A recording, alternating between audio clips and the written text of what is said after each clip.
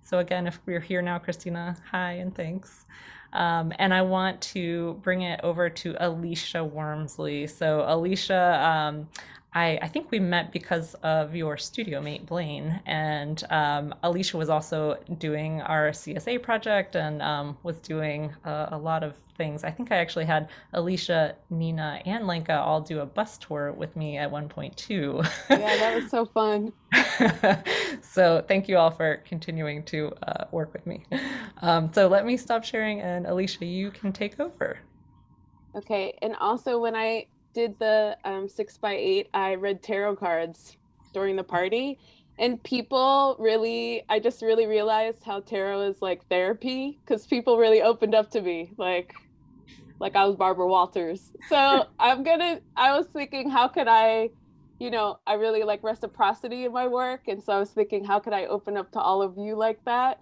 And the best way I could think of is to share my Instagram. And so I'm going to start there and then I'm going to show a little video.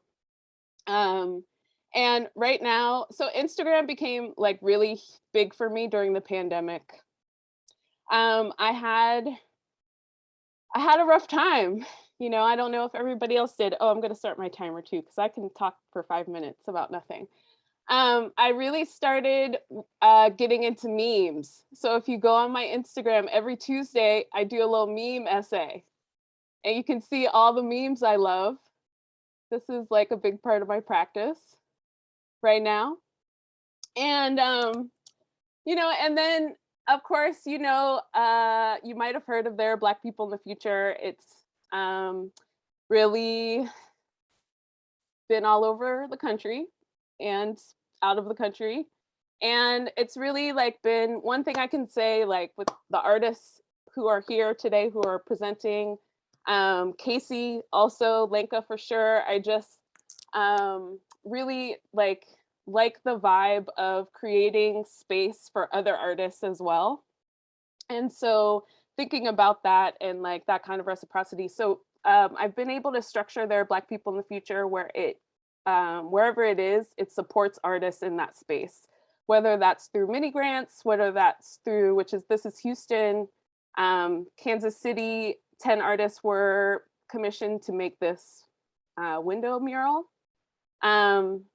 And Chicago, Ayana Moore and who I think Ayana Moore did the 6x8, right? Did this project and we made art kits for every school in Chicago, the city of Chicago, which was kind of incredible.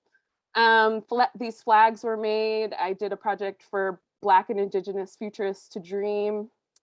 And then it just shows up in places, which is really amazing. Okay.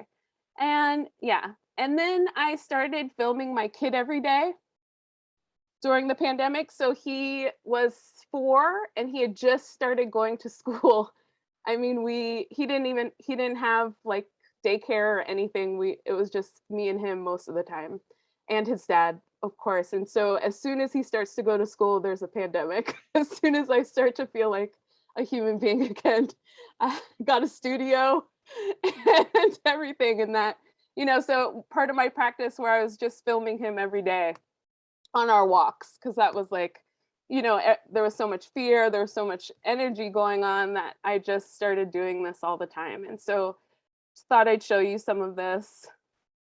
For this, let me keep.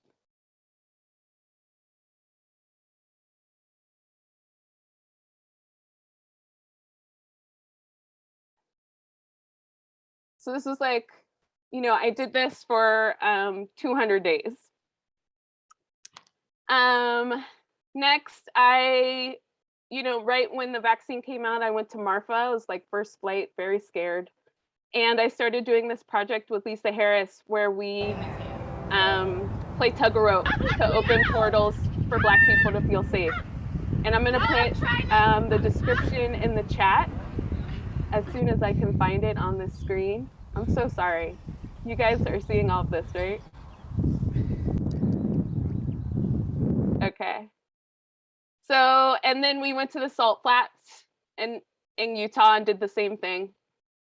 And so, and maybe if Omicron doesn't take over, we might go to Africa in the summer to do this, where we're thinking about places where there are low concentrations of Black people, like Utah, places where neighborhoods of gentrification, things like that, playing this game and then matching it to places, Black utopias like Seychelles, Ethiopia.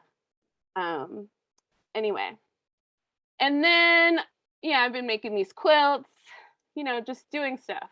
And then I also, the thing I'm most proud of that I did during the pandemic was I started a residency for Black mothers called Sybil Shrine, very inspired by Harriet Tubman, Sojourner Truth, all of the Black women in the Black Panther Party, and Lanka Clayton. And I'm just gonna play like a little bit of this video to end.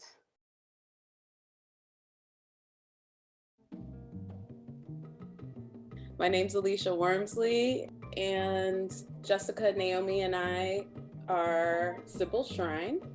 It's a residency program supporting Black creative mothers, women X, who identify as artists, producers, creatives, and/or activists in the greater Pittsburgh area. Due to the coronavirus epidemic, much of our work has become virtual, which has opened up possibilities for serving an even greater community of Black women. Although our program is specifically focused on uplifting Pittsburgh-based Black mothers, our network has included Black mothers from across the nation. The network residency is intended to support Black creative mothers over 8-week sessions. In these cohorts, mamas meet I'm gonna keep moving. Have an opportunity to talk about. These are all our amazing moms. Rhythm. Naomi. Pittsburgh creative. We have a visiting artist this year. Pittsburgh, also making work, also mentoring the home moms and these are our home moms. Mary Martin. Opportunity for Black female artists that are mothers to be supported in ways that are typically not. I would With have Keisha the opportunity to be in a space that allows me to be all of the identities that represent me, including a Black woman, a mother, a cultural worker, an artist. Thank you, Alisha. All right. Thank you. All right. It was great to see Mary Martin. She was one of my teachers back in high school at Manchester Craftsman's Guild. She's amazing. Love her work too.